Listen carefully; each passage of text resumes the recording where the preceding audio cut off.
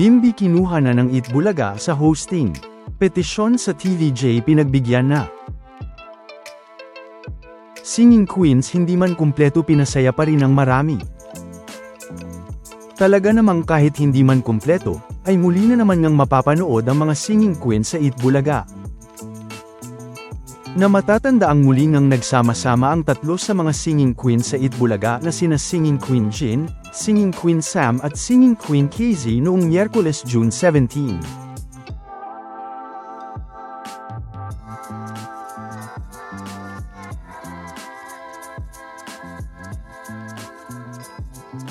Na hindi nga lang yan, dahil mapapanood pa nga sa Biyernes June 19 ang by request ng Itbulaga ng tatlo sa mga Singing Queens, na sina Singing Queen Jin, Singing Queen Sam at Singing Queen KZ dito.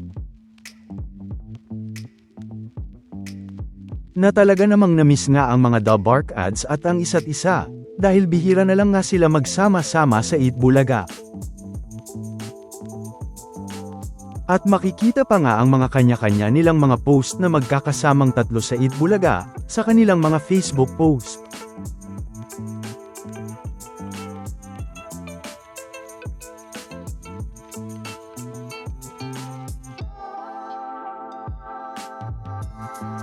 At syempre mababasa na rin ang mga kanya-kanyang request sa kanila ng mga netizens sa by request ngayong Biyernes.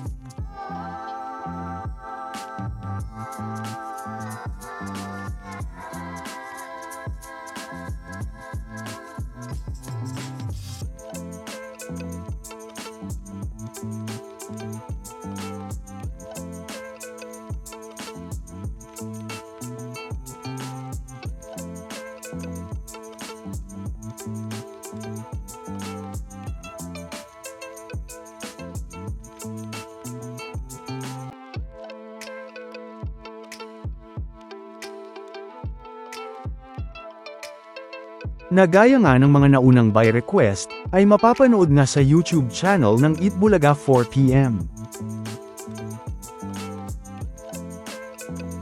Samantala, talaga namang isang pasabog na Huwebes na ang nangyari sa Itbulaga, matapos nang makasama ng mga The Bark ads si Bimby Aquino sa Itbulaga, bilang isang The Bark ads host.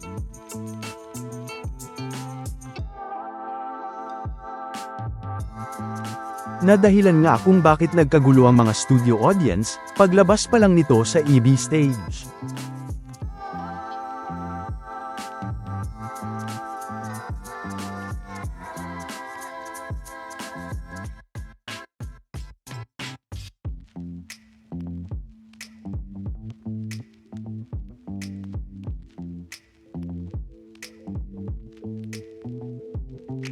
Na dahil wala pa nga si Riza at Biyernes pa daw ito papasok sa Itbulaga, ay marami man ang mga nanghinayang, ay napalitan naman nga ito ng mga excited na magkita ang dalawa sa Itbulaga pagbalik ni Riza.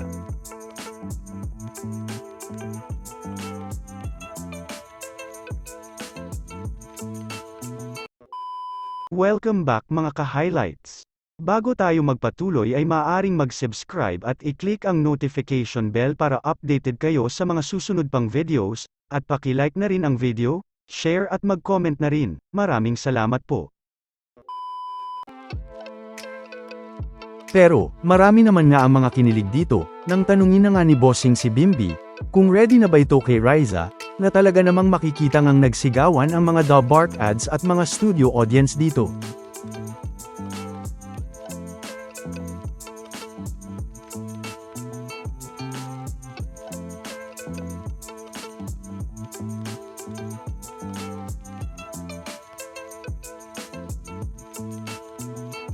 Nauna ngang nakipagkulitan sa segment na The Age is Right.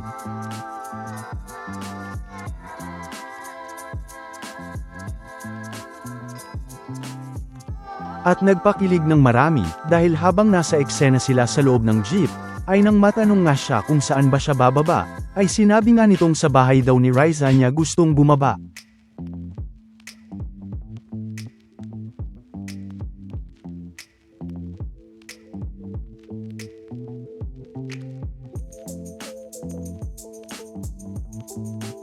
At nakasama din nga siya sa segment na Sugod Bahay Mga Kapatid, at nakipagkulitan kay Mayor Jose sa barangay.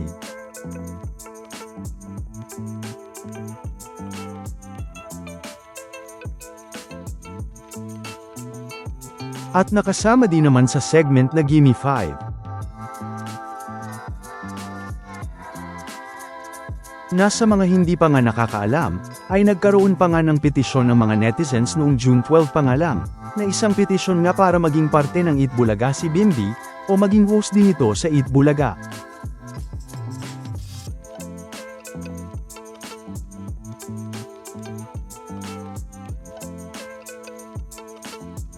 Na ilan nga lang yan, na mga nag-request sa Eat Bulaga na makasama sa Eat Bulaga si Bimby. Na ngayon nga ay pinagbigyan agad ng TVJ at ng Eat Bulaga.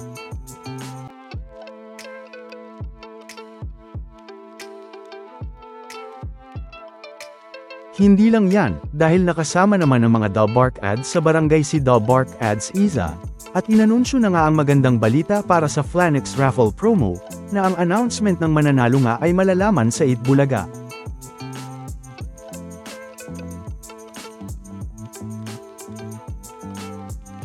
At dahil Flanex Day, ay may 4 na nanalo sa barangay ng 10,000 pesos, na mula sa Eat Bulaga at sa Flanex.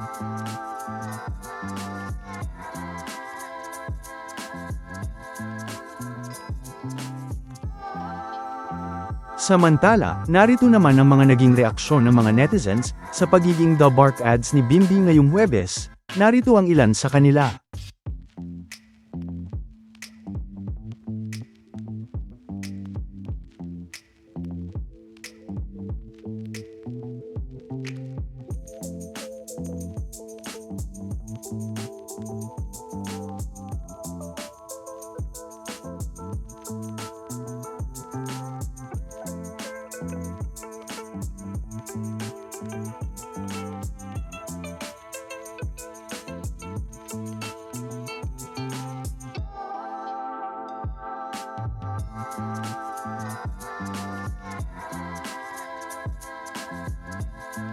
Na nag-trending pa nga agad ngayong Huwebes.